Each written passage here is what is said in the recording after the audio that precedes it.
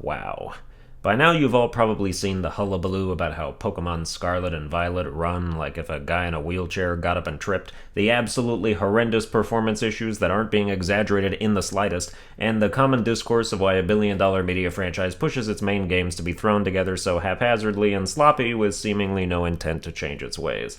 Those conversations deserve to be had, and they will never go away until Gamefreak or whoever's pulling their strings decides they want to catch up to the rest of the gaming industry and come up with a release schedule that allows them to actually optimize a damn thing out here. Because performance-wise, this shit is inexcusable. And while the Switch is a limiting console, it can't shoulder all the blame when big open-world games that run properly do exist on it. Hell, even Sword and Shield was better than this. Remember when everyone freaked out about a low-resolution tree in those games? Boy, are we starting to miss those days. Scarlet and Violet makes Sword and Shield look like God of War Ragnarok. The pop-in is absurd. Pokemon in the overworld sometimes don't load in until you're already fighting them. I've had mass outbreaks where half the creatures were spawning inside the walls and under the floor, and if you're trying to battle in or next to a river, get ready to chug along at 5 frames per second because the ripple effect's gotta take up 80% of the GPU. The failings are front and center in the first academy scene where your homeroom teacher is introducing you to the class. Half of them think they're in Robot Chicken and swing their legs like they're fighting against the evil forces of frame rate. It's nothing less than an unmitigated technological disaster, which sucks because in some other ways, this is the best Pokemon game to date. I have more major gripes that extend beyond just performance stuff, which I'll talk about, but the things Scarlet and Violet do well are applaudable. The story is surprisingly good this time, maybe the best Pokemon's ever had. Like, it's not just good for a Pokemon game, it's decent, period.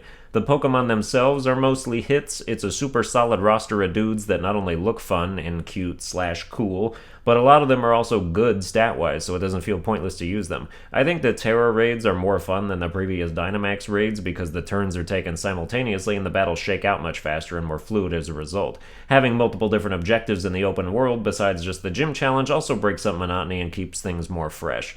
There's a good game tucked behind a landfill of garbage programming and some otherwise bad decisions, because my other biggest gripe besides the performance is the multiplayer. It's fake.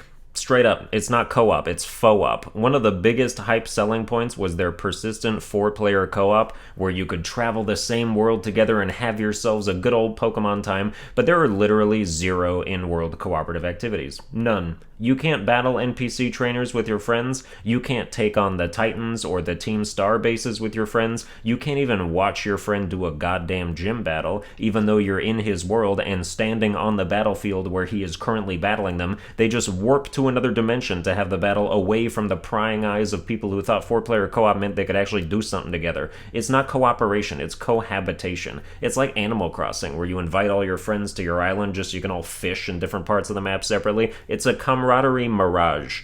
Realistically, this game has the same multiplayer offerings as any other title before it. Battle, trade, and raids like Sword and Shield. It's borderline false advertising. Everyone expected the co-op to actually be co-op because we falsely assumed Game Freak knew what makes that fun. I've been hearing the take more recently that Game Freak themselves are just bad developers, and I'm really coming around to that idea. They accidentally bred a golden goose, and its pedigree is just far too much for them to rise up and do justice to the brand. They take every animation shortcut they can think of. Something happens they don't want to animate, just cut to a black screen, insert a sound effect, boom, action. A flamingo Pokemon used double kick in battle, better use the one animation you drew for every physical attack in the game, guess it kicks people with its beak.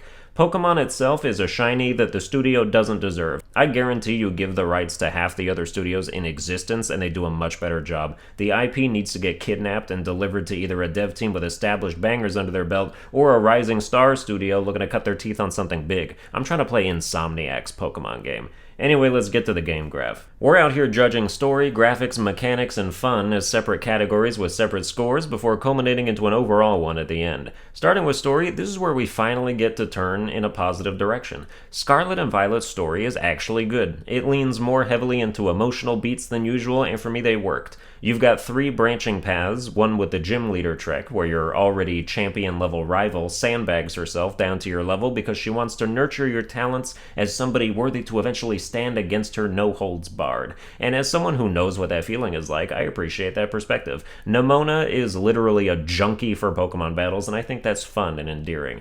Another path is the Team Star base raids, where you have to stand against Team Star by rooting the bosses out of their bases one by one, all while learning more about them and what their true motivations are, which I found to be eventually compelling. The last path is the Titan path, where the son of the professor of the region has you collecting special invigorating herbs from humongous Titan Pokemon, and the reason behind that is really nice too. All of that culminates into a final ending scenario that is no exaggeration the best of the entire franchise in both intrigue and spectacle. It's anime as hell. It's awesome. All the good scenes and pivotal moments and storytelling would be leaps and bounds better, though, if Pokemon for once in its damn life would spring for some actual voice acting. You paid Ed Sheeran to write an end credits song that doesn't deserve to bang as hard as it does. You can pay some middle-of-the-road VAs to bring your lifeless, lip-flapping characters to something resembling life. I don't know why half the internet has to start a fucking campaign for you to do the bare minimum. I'm knocking off 10 points for being a theater production for the deaf, so story gets an 80. Next is graphics, in which I'm also judging performance, so I think you can guess how this one's gonna go. But the fact is, even if the performance was halfway decent, Pokemon games on the Switch are still just ugly. Scarlet and Violet more so than Sword and Shield. The textures in these games are straight out of the N64 era, and it's not an exaggeration. You'll see moss growing on cave walls, and it's just flat, like green paint,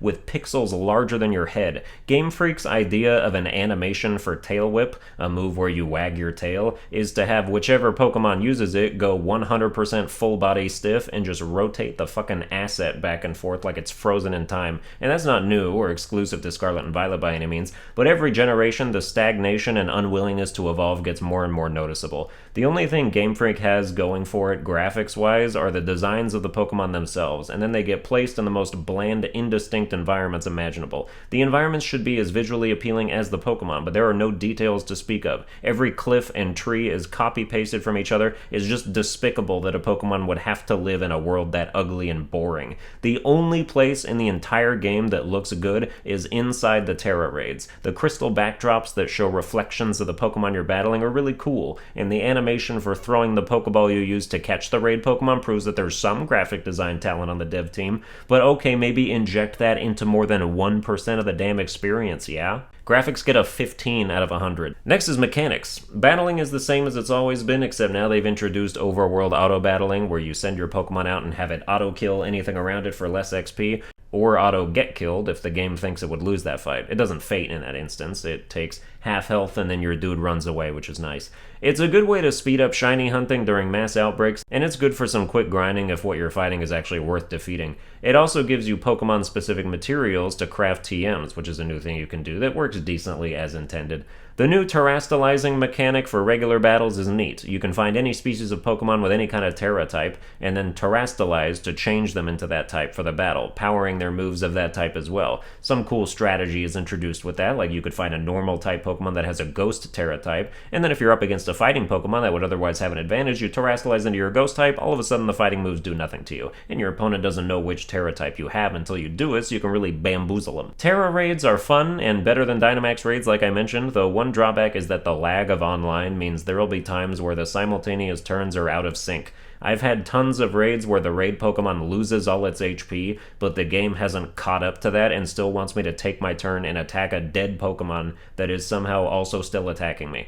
There's nothing really to write home about though, and some of the good things are weighed down by the alpha performance. I'm giving mechanics a 70. Last is fun, which is the most important category, but in this case also a little self-defeating, because if all that comes across is how much fun people can still have with a game this shittily put together, there will be no reason for the developers to try any harder. Pokemon games by their very nature are time sinks for Pokemon fans. We take what we get and make what we will of it. A 5 out of 10 mainline Pokemon experience would get just as much playtime from us as a 9 out of 10 would, because it's Pokemon, and that's the power currently being wielded by a studio that has proven itself to be incompetent. When the village idiot is in charge of the food rations, you either eat garbage or starve. Both fortunately and unfortunately, this game is still fun. It's definitely weighed down by performance and not insignificantly by the lack of any real co-op, so fun gets a 75 this time around. And now we come to the overall score, which is not just an average of the previous scores, because some things are weighted differently. Pokemon Scarlet and Violet get a 65 out of 100 from me. The flaws are excruciating, but there are good things happening here. Give this IP to someone else, and give them time to make it flourish. How can a franchise be the most profitable and the most mishandled at the same time? Pokemon fans live in the bad universe.